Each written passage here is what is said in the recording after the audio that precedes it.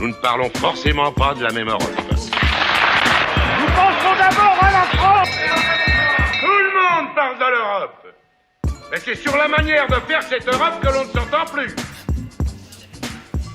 Bonjour et bienvenue à Bruxelles pour ce nouveau numéro de La Faute à l'Europe. Notre continent tire son nom de la déesse Europa qui se fit séduire, enlever et violé par Zeus, métamorphosé en taureau blanc. Tout ça pour dire que la question du harcèlement sexuel et des droits de la femme concerne aussi Bruxelles de très près. Nous allons en parler. Nos invités aujourd'hui, Sylvie Guillaume, vice-présidente socialiste du Parlement européen, Katia-Line Landaburu et Valérie Lerouge, correspondante de France 2. Bonjour à tous, merci d'être avec nous. Demandez le programme de La Faute à l'Europe. Le Parlement européen n'est pas épargné par le harcèlement moral et sexuel. Il a été en fait quand même précurseur en créant un comité pour traiter les plaintes, mais aucune victime de harcèlement sexuel ne se serait encore manifestée, alors même qu'il y aurait de nombreux cas. On va y revenir. Direction ensuite la Pologne, où un gouvernement populiste s'attaque à l'état de droit. Des femmes polonaises ont décidé de relever la tête et elles mènent la fronde. Cette semaine, ce sont nos amis youtubeurs d'Osons Causer qui vont prendre la parole dans l'édito de La Faute à l'Europe et ils entendent dénoncer l'incroyable offensive des lobbies du gaz ici à Bruxelles. Mais avant cela, intéressons-nous à la parité dans les institutions européennes. L'Union européenne qui donne, on va le dire, qui donne quand même souvent des leçons aux États. Est-elle si exemplaire? Valérie Lerouge, qui aujourd'hui est sur notre plateau, eh bien, en règle générale, il est dans les coulisses de Bruxelles. L'homme au prénom inclusif, ami de la cause féministe, nous en dit plus. Ça progresse doucement, mais sûrement au Parlement européen. 37% des eurodéputés sont des femmes.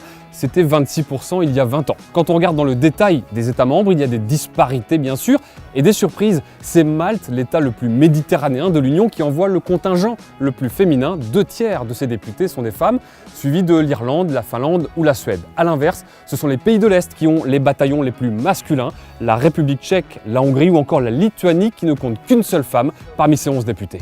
Les Français sont presque exemplaires à ce niveau-là, au moins au Parlement. 43% des eurodéputés sont de la gente féminine. Les listes électorales prévoient pourtant la stricte parité, mais comme les têtes de liste sont le plus souvent des hommes, voilà pourquoi on n'est pas à 50-50. Alors ici, en revanche, il y a encore du boulot. À la Commission européenne, on aime l'ambiance mec. 28 commissaires et 9 femmes seulement. L'écart se creuse encore si l'on prend les directeurs généraux. 29 hommes, 7 femmes. Et ça se gâte si l'on prend les adjoints. Alors la Commission européenne n'en est pas très fière. La commissaire au budget et aux ressources humaines a annoncé l'été dernier vouloir élever le nombre de femmes à des hauts postes à 40% de l'effectif d'ici à la fin du mandat. Bon, Valérie Lerouge, déjà, une première chose, arrêtez de donner des claques comme ça à votre caméraman parce qu'il a la joue rouge et il se plaint.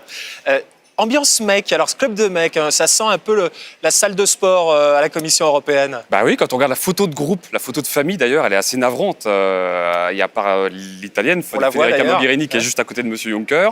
Tout le premier rang n'est que masculin, plutôt quinquagénaire. Il faut monter un peu dans les étages là, pour avoir un peu plus de femmes. Mais c'est comme ça. Je crois que M. Juncker voulait la parité, mais il y a un constat, c'est que les États n'envoient pas, ne proposent pas de femmes au président de la Commission européenne. Sylvie Guillaume, France exemplaire. La France exemplaire au Parlement européen. On a bien progressé, Ouais. c'est vrai, oui, non, je suis d'accord. J'entendais les commentaires sur les proportions de femmes dans les différents États. Alors c'est vrai qu'à Malte, il y a 6 députés seulement. Le mandat précédent, il y avait 0 femmes. Donc c'est vrai que la progression, du coup, est très, très importante.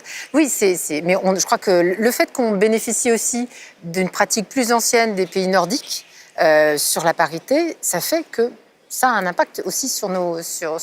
Mais globalement, sincèrement, est-ce que dans une entité comme celle-ci, on est très très différent de l'entreprise ou dans la hiérarchie, dans la haute hiérarchie, la masculinisation est quand même très très visible. Moi, je regarde par intérêt souvent les boards qui sont présentés dans les magazines de telle ou telle grande entreprise. C'est quand même assez stupéfiant. Et ça, comment on fait? Je les publie d'ailleurs à chaque fois. Est-ce qu'il faut lutter contre ça? Est-ce qu'il faut mettre en œuvre des quotas? Mais quand il y a eu cette proposition d'avoir dans de Viviane Reding, voilà, la commissaire européenne. Oui, et puis dans les CA en France, dans les CA des grandes entreprises, d'avoir aussi une proportion de femmes importante, ça passe aussi par ça. Il faut aussi que les femmes aient confiance, qu'il y ait une représentation, une visibilité des femmes, à la fois dans l'entreprise, dans la vie politique, parce que c'est à l'image de la société. Et tant qu'on ne sera pas à 50-50 dans cette représentation-là, on ne sera pas à l'image de la société.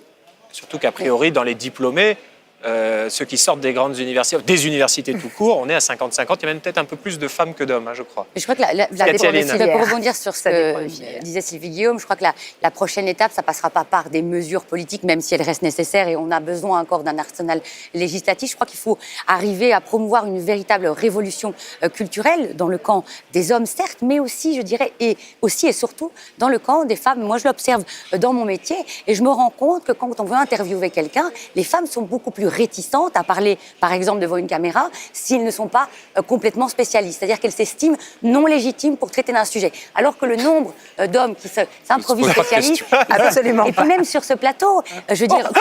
Non, pas sur ce plateau, je ne parle pas de vous, mais de nos invités. On a déjà eu une femme députée qui était spécialiste d'un sujet, mais qui ne s'autorisait pas à parler sur l'ensemble des sujets qu'on abordait sur ce plateau, et qui donc a laissé sa place au dernier moment. Et je trouve ça triste. Donc je pense que les femmes pêchent aussi par un manque de confiance et que cette révolution culturelle passera par cette affirmation d'elle-même. Ce qui est intéressant aussi, Valérie, dans votre sujet, c'est que vous dites, dans le Sud, à Malte, Sylvie Guillaume en parlait, mais ils sont que 6 députés européens, là, ils ont plutôt une bonne note. En revanche, à l'Est, c'est quand même très masculin. Oui, alors sans aller très loin, à Chypre, c'est catastrophique aussi. Hein, c'est très, très masculin. Mais l'exemple de Malte est marrant. J'ai creusé un peu. Alors, il y avait peut-être 0 femme, il y a encore à la précédente. Vous êtes allé enquêter jusqu'à Malte? Non. Vous avez donné de votre personne? Non, mais j'ai lu. Malte, ça me rappelle quelque en fait, chose. Les électeurs, alors le système est très complexe, mais les électeurs peuvent choisir eux-mêmes l'ordre. On n'est pas obligé de. On peut dire que le 18e sur la liste, je le mets en premier. Exactement. Et donc, il y a plus d'hommes, si on regarde la globalité des candidats. Mais les électeurs, quand on leur laisse le choix, vous élisez. Ils élisent des femmes. Ils élisent des femmes. D'accord. C'est porteur d'espoir. C'est très important parce que le mode de scrutin, effectivement, a une influence diabolique. Nous, on a un système. Sur des listes souvent nominatives, comme en Italie, par exemple. Oui, et puis il y a ce système-là. Même le système de ZIP, un homme, une femme, souvent, quand même, la tête de liste paraît souvent plutôt un homme. Et donc, du coup, on a proportionnellement cet effet-là. Faites attention, Sylvie Guillaume, quand vous faites des gestes comme ça en parlant d'un homme et une femme à la télévision. Voilà, non, il n'y avait pas de quiproquo, je suis d'accord. À suivre, sur la question du harcèlement moral et sexuel, l'Europe essaie de balayer devant sa porte, notamment le Parlement européen. À tout de suite. Nous ne parlons forcément pas de la même Europe.